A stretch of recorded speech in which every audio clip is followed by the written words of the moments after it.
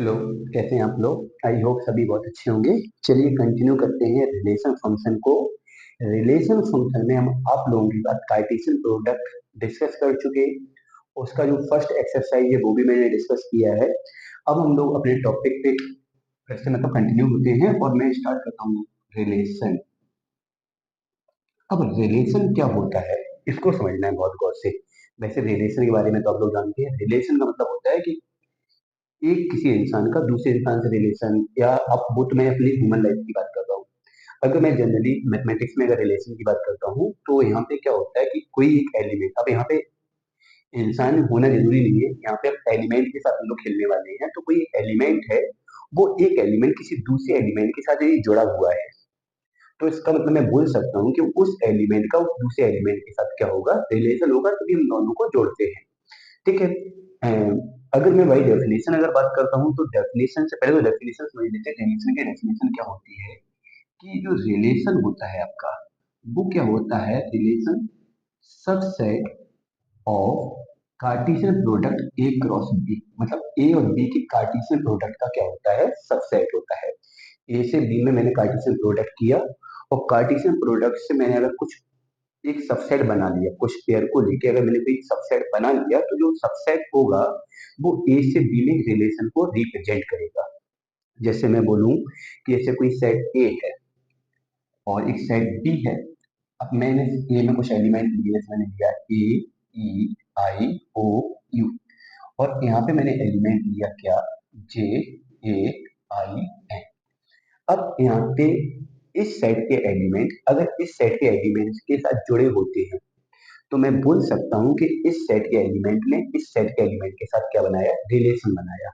ठीक है। अगर मैं नॉर्मली कार्टेशियन प्रोडक्ट की बात करता हूँ तो कार्टेशियन प्रोडक्ट में मैंने क्या देखा है कि सेट ए का प्रत्येक एलिमेंट सेट बी के प्रत्येक एलिमेंट के साथ पेयर बनाता है।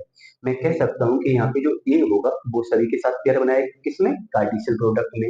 ई सबके साथ पेयर बनाएगा, आई सबके साथ पेयर बनाएगा, ओ सबके साथ पेयर बनाएगा और यू सबके साथ पेयर बनाएगा।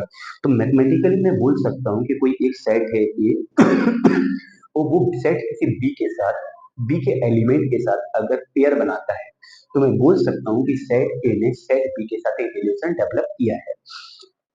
ठीक है। तो ऐसे ह्यूमन लाइफ में मान लो कोई इंसान है, वो दूसरे इंसान के साथ क्या होता है कि पेयर मतलब रिलेशन बनाता है। हो सकता है वो उसका भाई हो सकता है वो उसका पिता हो सकता है वो उसकी बहन हो सकता है वो उसकी पत्नी हो। हाँ, कभी कभार ऐसा भी होता है कि दो एलिमेंट है वो आपस में कोई रिलेशन नहीं बनाते, जैसे कि दो इंसान है, हो सकता है उनके बीच में कोई रिलेशन ना हो। तो जरूरी नहीं है कि हर साइड का प्रत्येक एलिमेंट दूसरी साइड के प्रत्येक एलिमेंट के साथ रिलेशन बनाता ही हो। कार्टेशियन प्रोडक्ट में होता क्या है कि ए का प्रत्येक एलिमेंट बी के साथ पेयर बनाता है। बशर्ते अगर मैं बात करता हूँ रिलेशन में तो जरूरी नहीं कि ए का प्रत्येक एलिमेंट बी के एलिमेंट के साथ क्या बनाता हो, पेयर बनाता हो। लेकिन हो सकता है, मैंने बोला ऐसा भी नहीं कि नहीं बनाता, बना भी सकते हैं और नहीं भी बना सकते हैं। तो अब मैंने क्या बोला कि जो रिलेशन है वो ए कार्टेशियन प्रोडक्ट बी का सबसेट है। मतलब मैं ऐसा बोल सकता हूँ कि ए और बी के कार्टेशियन प्रोडक्ट में जो पेयर होते हैं वही उन्हीं में से कुछ पेयर आपके किसके अंदर होंगे, रिलेशन के अंदर होंगे। हो सकता है कुछ पेयर हो सकता है सारे पेयर हों। लेकिन यहाँ पे एक कंडीशन और भी है, हो सकता है कोई पेयर ना हो। मान लो ऐसा समझते हैं कि दो फैमिली है और एक फैमिली का दूसरे फैमिली के साथ मतलब कुछ और रिलेशन रिश्ता होने वाला है, ऐसा समझ लेते हैं। तो जैसे अब रिश्ता के लिए अगर हम किसी का घर देखने जाते हैं तो उसमें दोनों पॉसिबिलिटी होती है, हो सकता है वो रिश्ता हो जाए, हो सकता है वो रिश्ता ना हो। कुछ कंडीशन होती है, मतलब जो फैमिली देखने जा रही है उसकी भी कुछ कंडीशन होगी, दूसरी फैमिली जिसको हम देखने जा रहे हैं उसकी भी कुछ कंडीशन होती है, और दोनों कंडीशन अगर सेटिस्फाई हो जाती है तो वहां पे जाकर रिश्ता बन जाती है। कभी कभार ऐसा होता है, हो सकता है पहली फैमिली की कंडीशन फॉलो नहीं हो पा रही है, या हो सकता है दूसरी फैमिली की कंडीशन फॉलो नहीं हो पा रही, तो वहाँ पे रिश्ते नहीं भी होते, तो वहाँ पे रिलेशन नहीं भी होता है। ऐसा ही कुछ मैथमेटिक्स में है कि जब एक सेट दूसरे सेट के साथ रिलेशन बनाता है तो उसमें कोई कंडीशन बना दी जाती है कि अगर ऐसी कंडीशन होगी, मतलब एलिमेंट के बीच में अगर ऐसी कोई कंडीशन होगी तो रिलेशन बन जाता है, नहीं तो रिलेशन नहीं बनता है। मान लो अगर यहाँ पे मैंने क्या किया कि यहाँ पे मैंने इंग्लिश बोविल्स की जगह पे मैंने कुछ मैथमेटिकल नंबर ले लिया, जैसे मैंने यहाँ पे ले लिया 1 ले लिया, यहाँ 2 ले लिया, यहाँ 3 ले लिया, यहाँ 4 ले लिया और यहाँ पे 5 ले लिया। और यहाँ पे मैंने नंबर को थोड़ा चेंज किया। और यहाँ पे मैंने नंबर क्या लिया, 1 लिया, 2 लिया, 3 लिया, 4 लिया, 5 लिया, 6 लिया, 7 लिया, 8 लिया और 9 लिया। ठीक है। अच्छा, मैं बिल्डर फॉर्म में रिलेशन को ऐसे रिप्रेजेंट कर देता हूँ कि ए और बी सच दैट, मतलब ए और बी का एक जोड़ा बनेगा। मतलब यहाँ पे मैं जोड़े बनाने की कोशिश में है, और जोड़ा बनाने के लिए जो जो मुझे ए लेना है वो सेट ए से लेना है, और जोड़ा बनाने के लिए बी लेना है वो सेट बी से लेना है। अच्छा, जोड़ा बनाने के लिए कंडीशन क्या है कि पहले सेट से जो ए एलिमेंट लिया उसका स्क्वायर दूसरे सेट के एलिमेंट के बराबर है। जहां पे ये कंडीशन फॉलो होगी वहां पे ए से बी में रिलेशन बनेगा। तो मुझे ऐसा रिलेशन डेवलप करना है कि पहला एलिमेंट ए से लिया जाए, दूसरा एलिमेंट बी से लिया जाए, और पहले सेट से जो मैंने एलिमेंट लिया है उसका स्क्वायर दूसरे सेट के एलिमेंट के बराबर हो।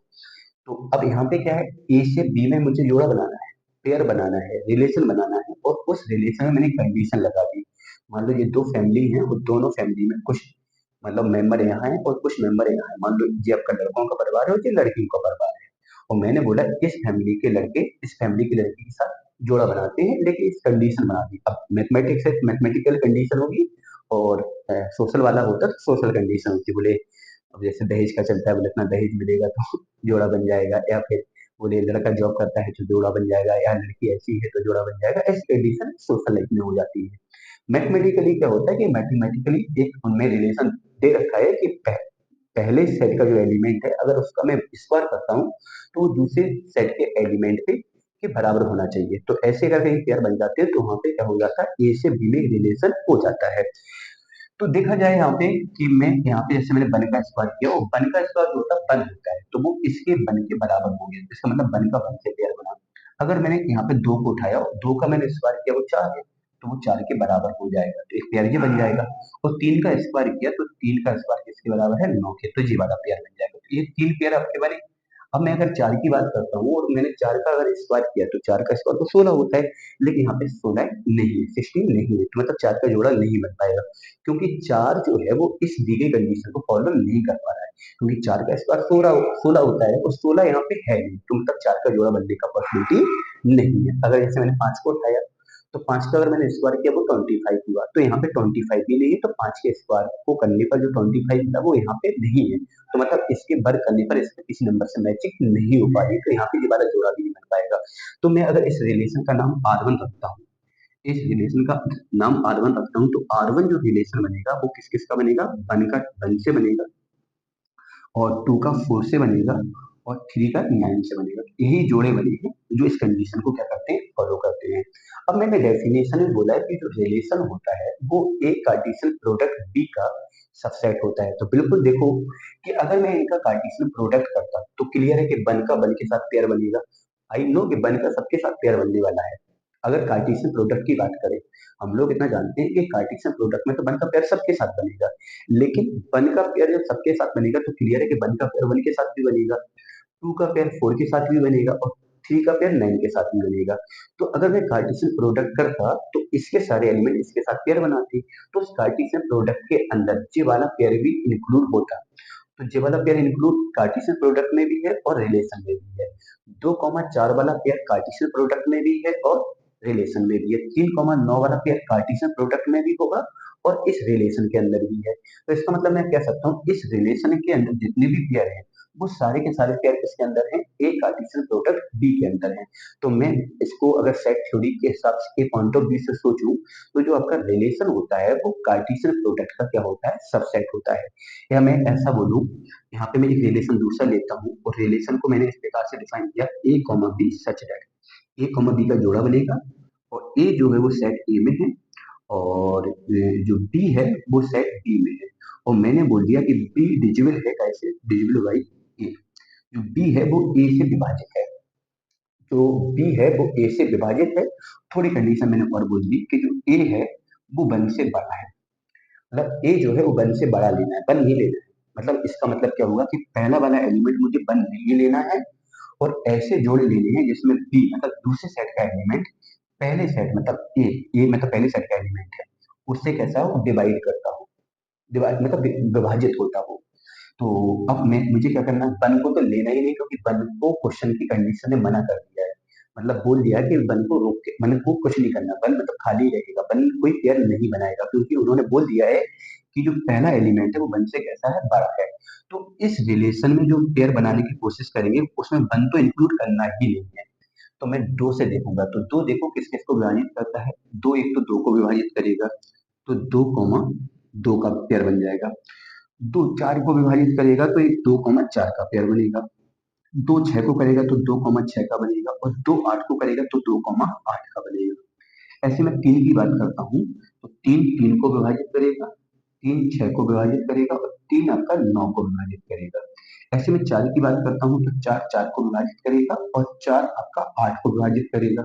ऐसे में पांच की बात करता हूँ तो पांच ओनली पांच को विभाजित करेगा। तो ये वो सारे पेयर हैं जो R2 की कंडीशन को फॉलो करते हैं। तो R2 में बहुत सारे पेयर बने हुए हैं। अब जो पेयर बने हुए हैं वो पहले से किसके अंदर होते हैं, कार्टेशियन प्रोडक्ट के अंदर है। तो मैंने जो R2 रिलेशन बनाया वो भी इसका सबसेट हुआ, कार्टेशियन प्रोडक्ट का सबसेट हुआ। सबसेट आपको मैंने सेट थ्योरी में बताया था कि अगर कोई दो सेट है और पहला वाला सेट दूसरे वाले का सबसेट है, तो पहले वाले सेट के सारे एलिमेंट दूसरे वाले सेट के अंदर इंक्लूड होंगे, तभी तो सबसेट की कंडीशन फॉलो होती है। तो वही चीज मैंने यहाँ पे जो मैंने लैंग्वेज लिखी है वो भी इस कंडीशन से आपको समझ आ रही होगी। और रिलेशन बनाने के लिए मैंने बोला है कि सेट ए के एलिमेंट सेट बी के एलिमेंट के साथ जुड़े होंगे, जुड़े किस कंडीशन में होंगे, जो क्वेश्चन में कंडीशन दी गई होगी। ठीक है, तो रिलेशन के लिए मैंने क्या बोला है कि आपको कंडीशन पर फोकस करना है, कि जो कंडीशन है उसको फॉलो कराना है, और देखना है कि जो सेट जो मतलब पेयर में ए है वो सेट ए के अंदर है। और मतलब जरूरी नहीं कि ए के अंदर हो, कभी कभी उल्टा भी कह देते हैं कि वो जो ए है वो बी में देखना है, जो बी है वो ए में देखना है, तो ऐसा भी हो जाता है, लेकिन वो डिपेंड करता है पेयर पे। तो पेयर आपका ए कॉमा बी का है, जिसका मतलब ए आपका पहला सेट का एलिमेंट है और बी आपके दूसरे सेट का एलिमेंट है। ठीक है, तो इसका मतलब क्या हुआ कि ये दोनों आपके रिलेशन किसके सबसेट हुए, ए कार्टेशियन प्रोडक्ट बी के सबसेट हुए। तो इस डेफिनेशन को मैंने इसलिए न्यूमेरिकली आपको समझाया है कि दो सेट के एलिमेंट जब आपस में जुड़े होते हैं तो उनके बीच में क्या बनता है, आपका रिलेशन बनता है, और रिलेशन जो होता है वो ए कार्टेशियन प्रोडक्ट बी का सबसेट होता है। ठीक है, तो इसको मैं ऐसा भी बोल सकता हूँ मैथमेटिकली कि जो रिलेशन आर आर मतलब यहाँ पे रिलेशन है वो सबसेट है किसका, ए कार्टेशियन प्रोडक्ट बी का। जो मैंने केवल डेफिनेशन आपके सामने लिखी हुई है, उस जो मैंने लैंग्वेज लिखी हुई है उसको मैं मैथमेटिकली ऐसा भी बोल सकता हूँ कि जो आर है वो सबसेट है ए कार्टेशियन प्रोडक्ट बी का। चलिए अब बात आती है तो इतना तो क्लियर हो गया कि इस रिलेशन में दो सेट आपस में जुड़े होते हैं, और जुड़े होने के लिए उसका कोई ना कोई प्रतिबंध दिया जाएगा, कोई ना कोई कंडीशन दी जाएगी, उस कंडीशन को फॉलो करा के पेयर बना देते हैं। ठीक है, चलिए तो ये तो हो गया आपका रिलेशन। ठीक है, अब अच्छा, और मैं मतलब कभी कभार ऐसा भी होता है कि रिलेशन खाली भी हो जाता है, खाली वाला भी समझ लो कैसे खाली हो जाता है। मान लो मैंने कोई रिलेशन लिया R3, मैंने कोई रिलेशन लिया R3 रिलेशन लिया, और R3 रिलेशन में मैंने क्या बोला है कि ए कॉमा बी का पेयर बन रहा है। पेयर का ए एलिमेंट कैपिटल ए में है, बी एलिमेंट कैपिटल बी में है, और मैंने बोला है कि ए का अगर हम 10 गुना करते हैं तो बी के बराबर हो जाता है। तो देखो यहाँ पे मुझे ऐसे जोड़े बनाने हैं कि ए का 10 गुना बी के बराबर हो, ए का 10 गुना बी के बराबर हो। तो अब देखो यहाँ पे जैसे मैंने ए का वैल्यू 1 लिया, तो 1 का 10 गुना करेंगे 10 होगा, तो 10 तो यहाँ पे है ही नहीं, तो किसी के बराबर होगा, बी के एलिमेंट नहीं होगा। दो का 10 गुना 20 वो भी किसी के बराबर नहीं है, तीन का 10 गुना 30 वो भी किसी के बराबर नहीं है, चार का 10 गुना 40 वो भी किसी के बराबर नहीं है, पांच का 10 गुना 50 वो भी किसी के बराबर नहीं है। तो इसका मतलब यहाँ पे जो रिलेशन R3 है वहां पे कोई भी पेयर नहीं बनेगा, इसलिए यहाँ पे हो जाएगा 5। इसको हम लोग बोलते हैं नल रिलेशन, यहाँ पे कोई रिलेशन नहीं बनने का है। जिस प्रकार से सेट को हम लोग तीन प्रकार से लिखते हैं, एक तो सेट बिल्डर फॉर्म होता है, एक आपका रोस्टर फॉर्म होता है, वर्चुअल वर्चुअल मेथड होता है, या इसको मैपिंग मेथड भी कहते हैं।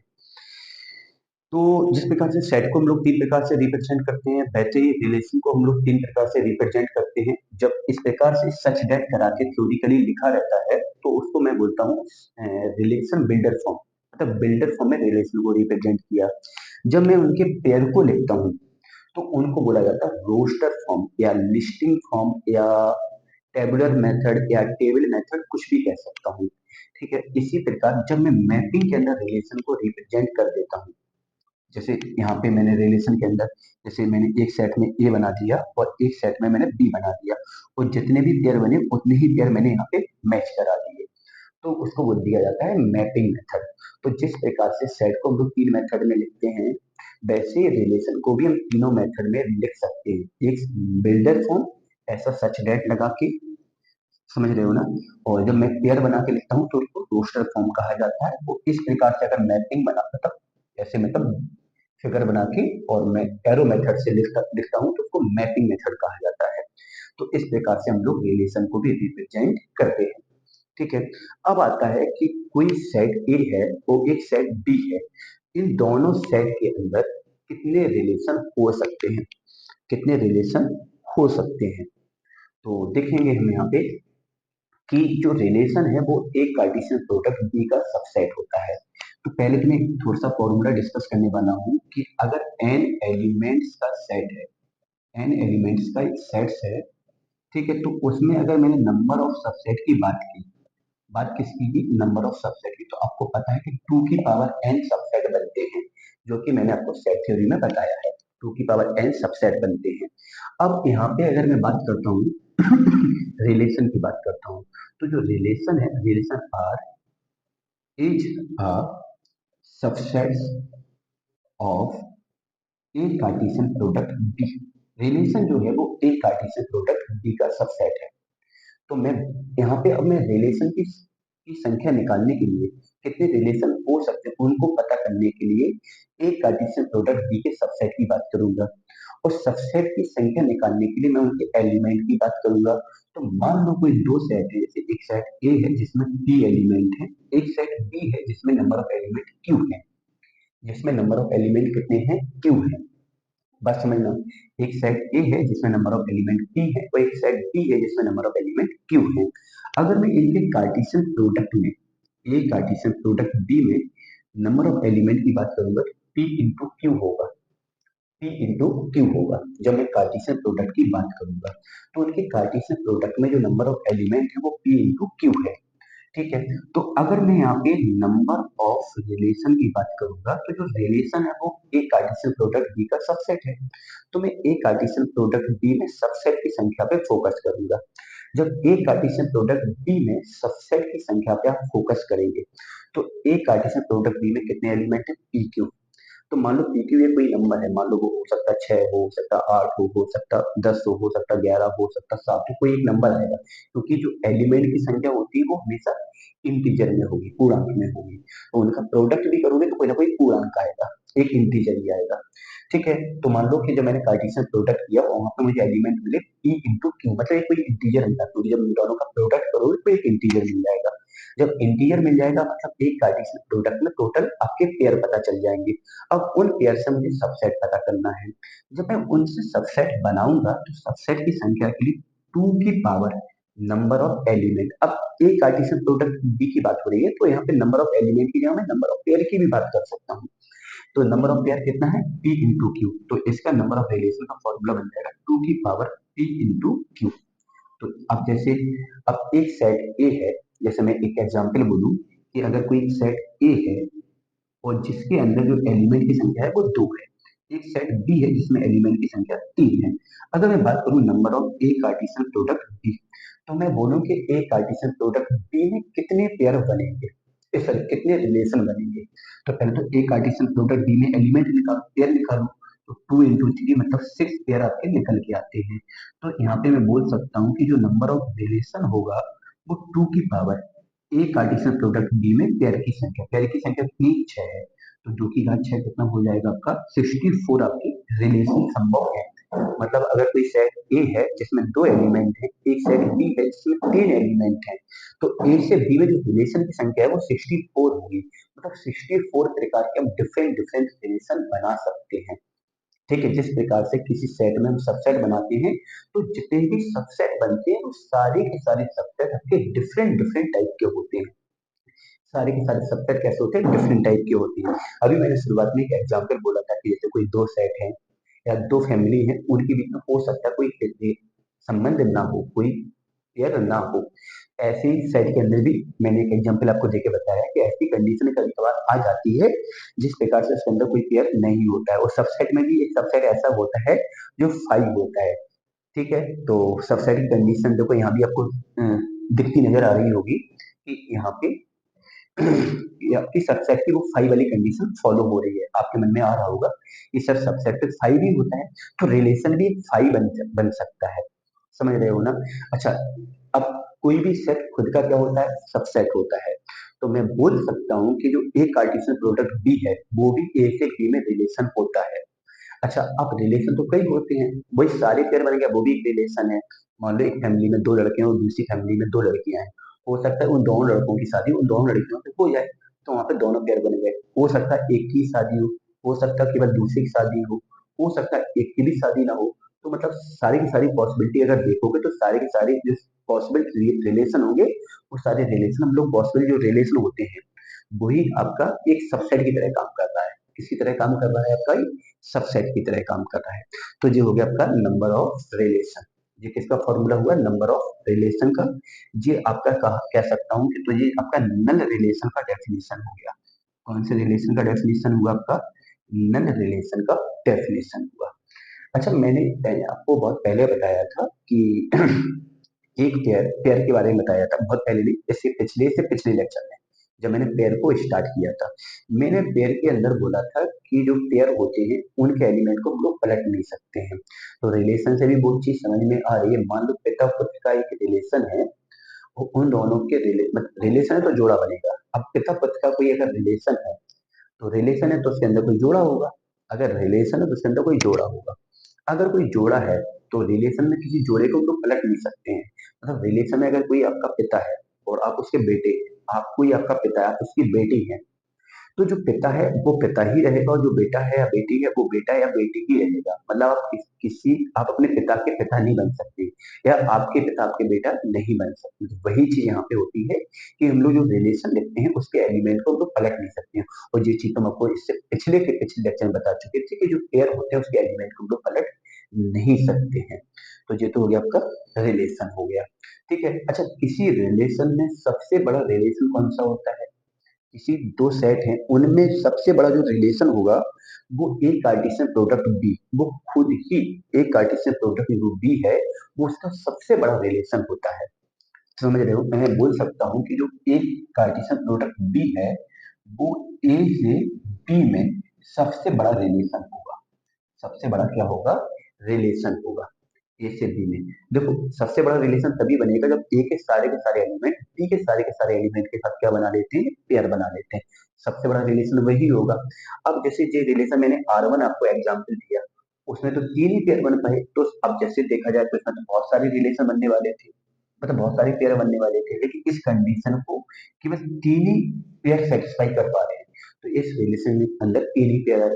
इसमें एक दो तीन चार पाँच छह सात आठ नौ दस, यहाँ पे 10 पेयर ने इस कंडीशन को फॉलो किया, तो यहाँ पे आपके इस रिलेशन के अंदर 10 पेयर आए। तो सबसे ज्यादा पेयर किसके अंदर होंगे? ए कार्टेशियन प्रोडक्ट बी के अंदर होंगे। तो मैं बोल सकता हूँ कि ए से बी में अगर कोई संबंध है, तो ए से बी में संबंध में जो सबसे बड़ा संबंध होगा वो ए कार्टेशियन प्रोडक्ट बी होगा। तो यहाँ पे मैंने बहुत सारी चीज एक साथ डिस्कस कर दी। नंबर ऑफ रिलेशन को भी डिस्कस कर दिया, रिलेशन की डेफिनेशन को भी मैंने डिस्कस कर दिया। ठीक है। रिलेशन को मैंने तीनों टाइप से रिप्रेजेंट करने के तरीकों को डिस्कस किया। Builder form, roster form, mapping method, और नल रिलेशन को भी रिप्रेजेंट किया है। इसमें स्क्रीनशॉट ले लो पहले आप लोग।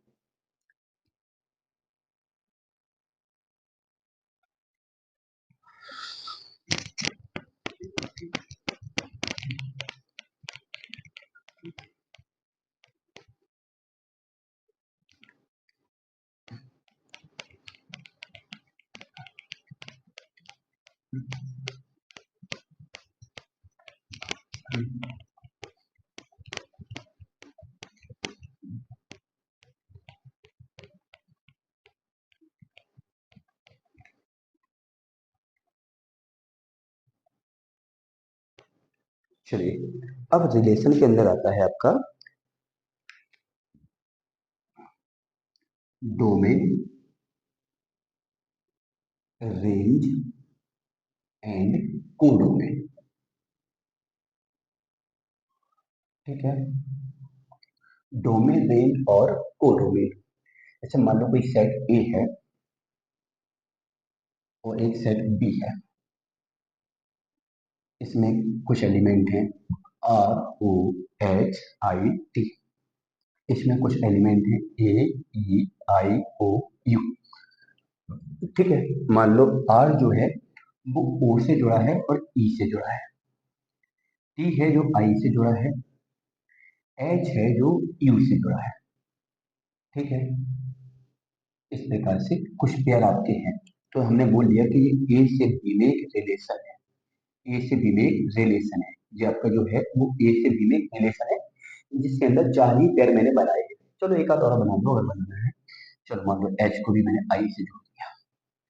ठीक है, अब देखो यहाँ पे अगर मैं बात करता हूँ डोमेन की, बहुत गौर से समझना, इसी एग्जाम्पल में सारी चीजें क्लियर हो जाएंगी डोमेन, रेंज और कोडोमेन की।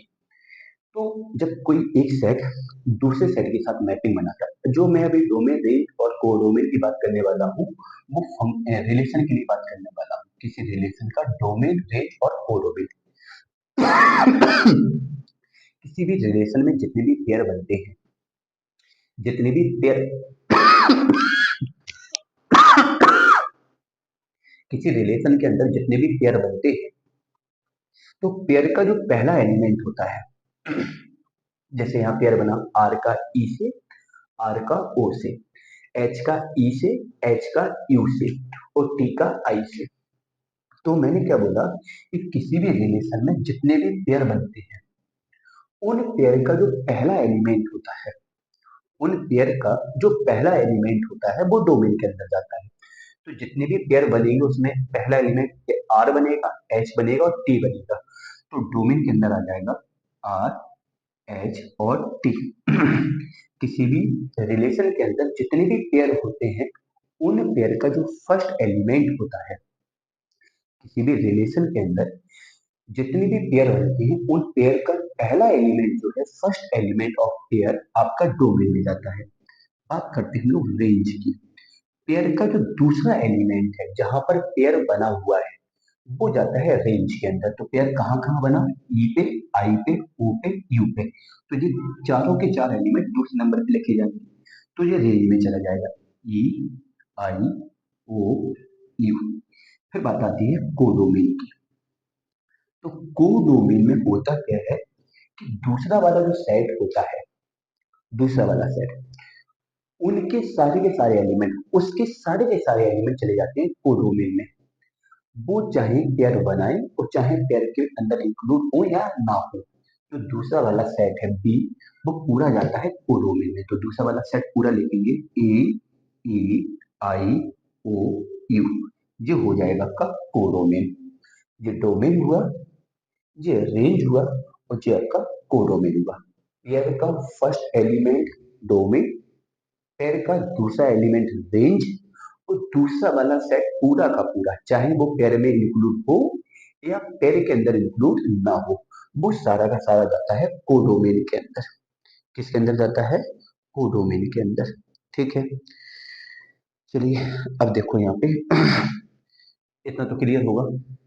तो ये आपका डोमेन फर्स्ट एलिमेंट, रेंज आपका सेकेंड एलिमेंट और कोडोमेन आपका बी सेट पूरा का पूरा होगा। अच्छा, थोड़ा सा मैं इनवर्स रिलेशन की बात करता हूँ यहीं पे। Inverse relation, inverse relation, inverse relation में क्या होता है, मान लो एक एग्जांपल के तौर पर मैंने मान लिया कोई रिलेशन है R1, जिसके अंदर कोई पेयर है, मान लो 1, A है, 1, B है और 2, C है। ये कोई रिलेशन है। ठीक है, मान लो ए सेट से बी सेट में कोई मैंने रिलेशन अपनी मर्जी से एक एग्जांपल तौर पे ले लिया। मुझे वहां पे इनवर्स रिलेशन की बात करनी है। तो इनवर्स रिलेशन को बनाने के लिए हम लोग क्या करते हैं कि उस रिलेशन के सारे एलिमेंट को पलट देंगे। जैसे 1 का ए से है तो ए का 1 से करो, 1 का बी से है तो बी का 1 से करो और 2 का सी से सी का 2 से करो। ये आपका हो जाएगा इनवर्स रिलेशन। ये क्या हो जाएगा आपका, इनवर्स रिलेशन। तो इसको हम लोग बोलेंगे इनवर्स रिलेशन। अच्छा, कभी कभार होता क्या है, हम लोगों से गलतियां हो जाती हैं।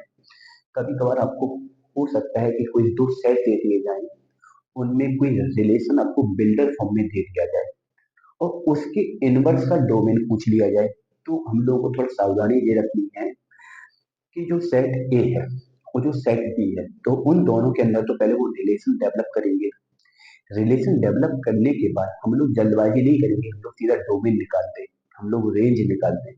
उसके बाद हम लोग क्या करेंगे, जो रिलेशन आर आता है मैं उसका इनवर्स बनाऊंगा। जब उस रिलेशन आर का इनवर्स बन जाएगा तो उस इनवर्स के अंदर मैं देखूंगा कि डोमेन क्या होगा। तो वो जो डोमेन देखना है इनवर्स का, तो वो इनवर्स के पेयर के अंदर देखना है। जो रेंज देखना है वो इनवर्स के पेयर के अंदर देखना है। तो इतना आपको थोड़ा सा याद रखना है, जब भी ऐसा कुछ होता है तो चीजों को बहुत केयरफुली देखना होता है। तो ये तो हुआ आपका डोमेन, रेंज और कोडोमेन। ठीक है, चलिए, तो यहाँ तक सारी चीजें क्लियर है। ठीक है, चलिए अब मैं एक दो क्वेश्चन करा देता हूँ इसके। देखो यहाँ पे,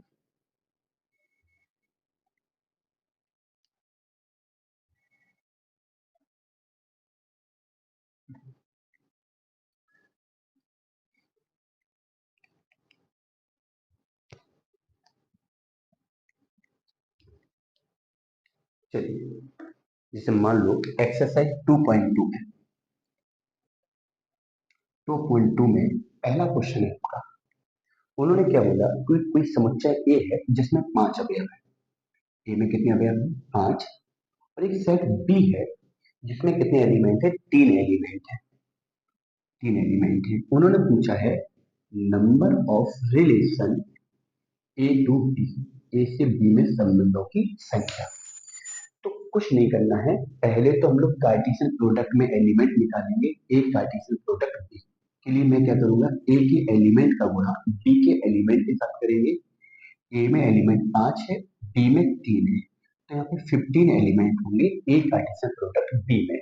अब मैं बात करूंगा number of relation A to B.